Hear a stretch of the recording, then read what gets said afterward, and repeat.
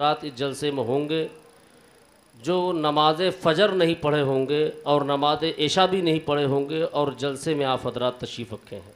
अल्लाह अल्लाह। आप अंदाज़ा लगाइए कि आक़ाए करीम सल्लल्लाहु अलैहि वसल्लम की मीलाद मना रहे हैं, आप जश्न ईद मिलादुन्नबी में हाज़िर हैं, ग़ुलाम रसूल होने का दावा कर रहे हैं। क्या वाकई हम और आप ग़ुलाम मुस्तफ़ा हैं कि नमाज फ़जर भी नहीं पढ़ा, इशा भी नहीं पढ़ा और जलसे में हाज़िर हैं? अल्लाह अल्लाह। हर किसी के पास एक मुफ्ती है, एक डॉक्टर है, हर किसी के पास एक काजी है, जो जज है, जो बराबर उसे फतवा देता रहता है। उसका नाम वहिया क़ल्ब व दिल है। मैंने कुरान की आयत पेश की, इन्ना नहनु नज़्ज़लना ज़िक्रा व इन्ना लहू लहाफ़िज़ून। अल्लाह तबारक व तआला इरशाद फरमाता है, ये कुरान मजीद हमने नाजिल किया है, इसकी हिफाजत की ज़िम्मेदारी हमारी है। बेशक 23 साल में आहिस्ता आहिस्ता कुरान पाक नाजिल हुआ। कम से कम 3 आयत, ज़्यादा से ज़्यादा 10 आयतें नाजिल हुई। बेशक अल्लाह फरमाता है, इन्ना अलैना जमअहु व कुराना, ए मेरे महबूब मैंने कुरान नाजिल किया है तो इसको इकट्ठा करने की ज़िम्मेदारी भी हमारी है। बेशक आज आपके गोद का पला बच्चा हाफिज़ कुरान हुआ। इस इदारे की मेहनत, इनके मुआविनीन मुहिब्बीन की क़ुरबानियाँ,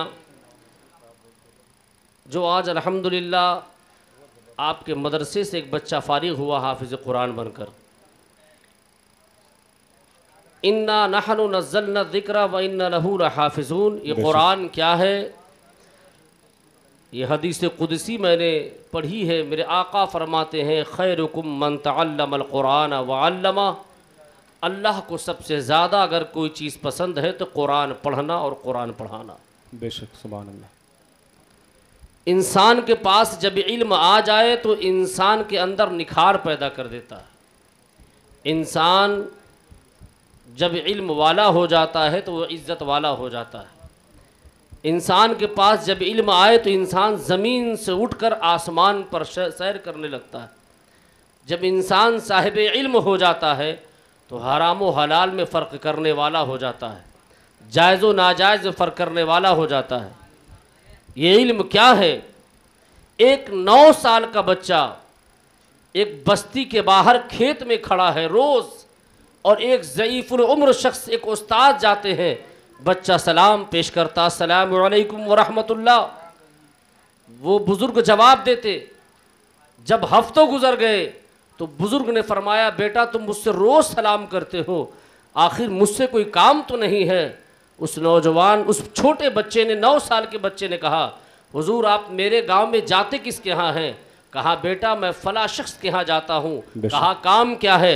कहा मैं उन्हें कुरान और हदीस पढ़ाता हूँ उनके बच्चे को। कहा आप उस्ताद हैं? कहा हाँ। क्या हुज़ूर क्या ऐसा नहीं हो सकता कि मैं भी आपका शागिर्द बन जाऊँ, आप मेरे उस्ताद हो जाए? कहा यह नहीं, ऐसा नहीं हो सकता। वजह यह है कि हमारे पास वक्त की किल्लत है और हमारे पास वक्त की कमी है।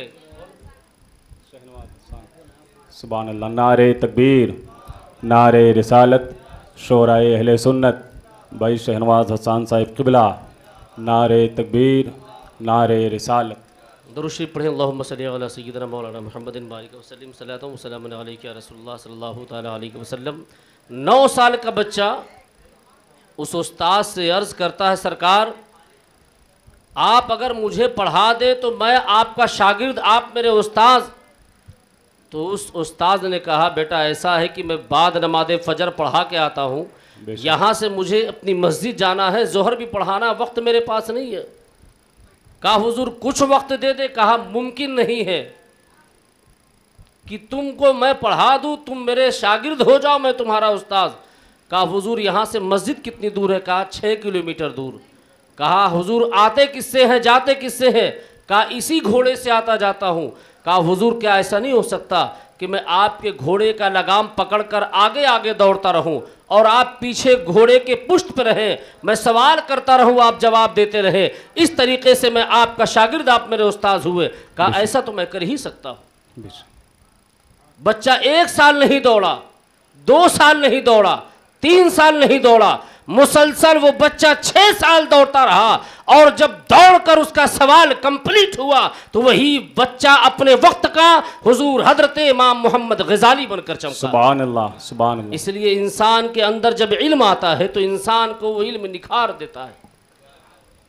एक बहुत बड़े आलिम दीन की सवाने उम्री पढ़े हुए जिनका नाम हजरत अता इब्न अबी रबाह रहमुल्लाह है, जब उनकी सवाने उम्री खोलोगे तो लफ्ज आते हैं उनके सवाने उम्री की, अगमा अंधे थे, अगरज दोनों पैर के लंगड़े थे, अक्तस उनकी नाक चिपटी थी, असवद काले थे, लेकिन बावजूद इसके वो पूरे अर्दे हिजाज के मुफ्ती थे। उनके वक्त का बादशाह भी आता तो उनकी बारगाह में अदब से बैठ जाता और वो बारी का इंतजार करता। तो बादशाह वक्त कहता अपने शहजादों से, बेटा बादशाह बाद में बनना, अगर बनना है तो इस तरीके से आलिम बन, इसलिए तुझे बादशाह होकर भी तेरे बाप को आज यहां पर फकीर की तरह बैठना पड़ रहा है। अगर बादशाह कोई है यहां अर्दे हिजाज का तो हजरत अता इब्न अबी रबाह की जात ही यहां। बेशक, सुभान अल्लाह। इसलिए इंसान के अंदर जब इल्म आए तो इंसान के अंदर निखार पैदा होता है। आप अंदाजा करिए आज हमारा नौजवान तबका, आज हमारे बच्चे किस तरफ जा रहे हैं।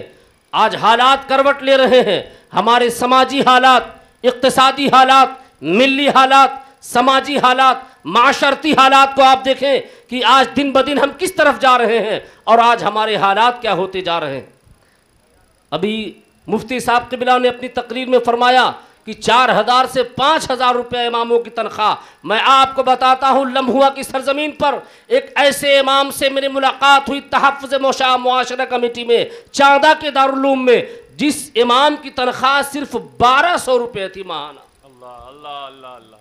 और 13 महीने की तनख्वाह बाकी थी।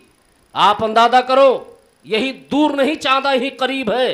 मैं उस इमाम से मुलाकात किया तो कहा हुजूर 13 महीने से मेरी तनख्वाह मुझे नहीं दी गई और 1300 रुपया 1200 रुपया मैं माहाना पाता हूँ। मैंने कहा ज़रूरत आपको क्या है इमामत की, आप इमामत छोड़ दीजिए, आपकी बेटियां बड़ी हैं, आप जाकर कहीं मजदूरी करिए, दुकान पर काम करिए, आपको 20,000 तनख्वाह मिलेगी। कहा हुजूर अगर इस गाँव को छोड़ दूंगा तो यहाँ बेनमाजी हो जाएंगे, सब बेदीन हो जाएंगे, मुझे अपनी रोजी की फिक्र नहीं है, मुझे इनकी आक़िबत व आखिरत की फिक्र। बेशक, सुभान अल्लाह। आज आप हालात देखिए, दूर न जाइए, यहीं फूलपुर की सरजमीन पर हजरत अल्लामा मौलाना अब्दुल कादिर साहब क़िबला प्रतापगढ़ी जो नकीबी जलसे के हैं, ये गवाह ये मौजूद थे।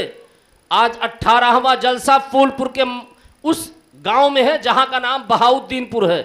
बहुत सारे लोग बहाउद्दीनपुर जानते हैं। 4 लाख रुपया वहां सालाना जलसे में खर्च होता है। 18वां जलसा है, 17 साल 4 लाख रुपया पर साल अगर खर्च हुआ है तो आप अंदाजा करिए 75-76 लाख रुपया खर्च करने के बावजूद भी बहाउद्दीनपुर में एक हाफिज बन पाया बच्चा, न एक कोई कारी बन पाया, ना हाफिज बन पाया है। ऐसे जुलूस तुम करते हो और नारा हम और आप नारे तकबीर लगाते हैं। कसम खुदा की आप इसी इलाके की बात करिए, 3-3 हज़ार 3500 में हमारे इलाके में मकतब में मुदर्रिसीन पढ़ाते हैं, उनका कोई पुरसाने हाल नहीं है। वजह यह है कि दारुल-उलूम में बच्चे 1% गांव से आते हैं, लेकिन मुकम्मल गांव के बच्चे अगर कहीं जाते हैं तो मकतब में जाते हैं। अगर मजबूत करना है तो अपने गांव के मकतब को मजबूत करो, अपने गांव के मुदर्रिस को मजबूत करो। वो जब मुदर्रिस आपके गांव में रहेगा तो हर कोई मदरसे में आके हाफिज कारी नहीं बनता, लेकिन जब वो 5वीं क्लास तक पढ़ लेगा मकतब में तो इंशाअल्लाहुल अजीज मसलके आला हजरत जानेगा। मसलके आला हजरत किसे कहते हैं, हराम व हलाल जानेगा किसे कहते हैं, जायज़ व नाजायज़ जानेगा किसे कहते हैं, और इल्म गैब मुस्तफ़ा पर जो इतराज़ करते हैं उन्हें भरपूर वो जवाब दे पाएगा। जब तक आपका मकतब मजबूत नहीं होगा तब तक आपके बच्चे मजबूत नहीं हो सकते। आप अपने इलाके के मदरसे को मजबूत करिए। आप अंदाज़ा करिए हमारे और आपके बच्चे 100 रुपया गुटखा पुकार खाकर थूक देते हैं, लेकिन आपके इलाके का जो आपके बगल में किसी गांव में पढ़ाने वाला मुदर्रिस है वो 5000 माहाना पा रहा है, 4000 माहाना पा रहा है। तुम 20,000 रुपया कमा रहे हो ट्रक चलाकर, वो इमामत करके 5000 रुपये में जिंदगी गुजार रहा है। सोचो तुम्हारी ज़िंदगी क्या है। और तुम फिर भी कहते हो कि हमारे उलमा दीन का काम नहीं करते। तुम ये कहते हो कि साहब ये बहुत दिन हो गए, इन्हें निकाल दिया जाए। तुमने इन्हें दिया क्या है बदले में?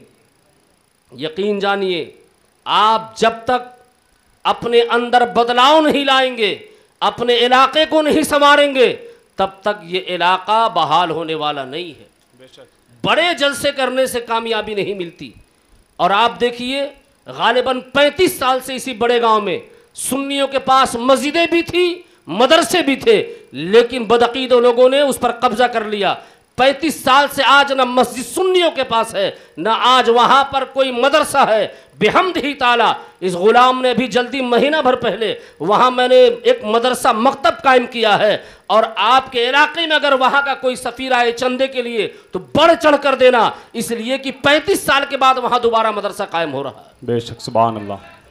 और बहुत दूर नहीं, बहाउद्दीनपुर में आली जनाब मोहम्मद जावेद साहब ने, मैं 7 साल उनके पीछे लगा रहा। 7 साल के बाद वो रहते वहाँ पर है, क्या नाम है, थाने में, मुंबई की सरजमीन पर रहने वाले बहाउद्दीनपुर के हैं। 7 साल लगा रहा। अल्हम्दुलिल्लाह उन्होंने 16 बिस्वा ज़मीन दिया मदरसे के लिए। मौलाना अब्दुल कादिर साहब क़िबला जो नादी में जलसा है, ये उस वक्त संगे बुनियाद की जलसे में जो है ये मौजूद थे।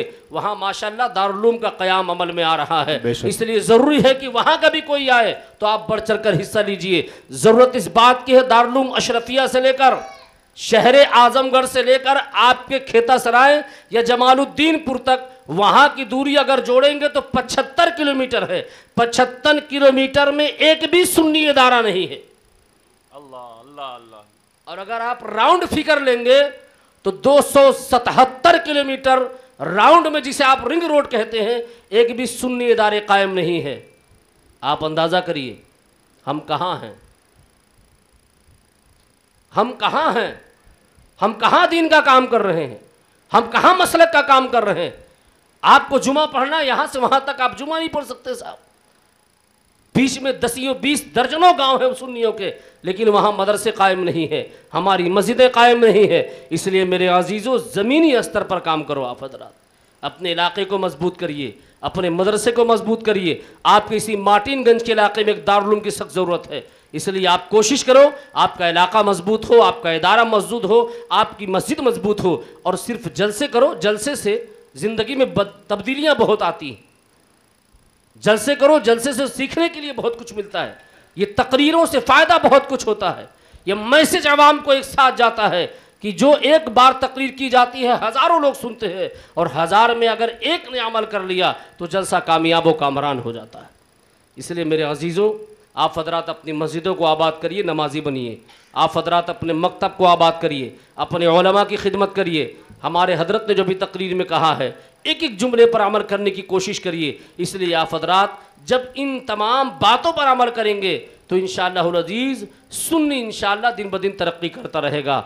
अब जिसके जी में चाहे वही पाए रोशनी। हमने तो दिल जला के सरेआम कर दिया। अस्सलामु अलैकुम व रहमतुल्लाहि ताला व बरकातहू।